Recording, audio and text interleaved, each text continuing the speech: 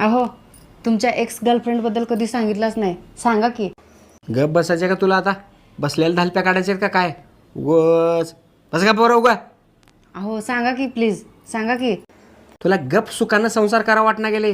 जागी पड की तिकडे काम कर की तुझं. अहो काय नाही तर नाही, तिचं नाव तर सांगा की तेवढं.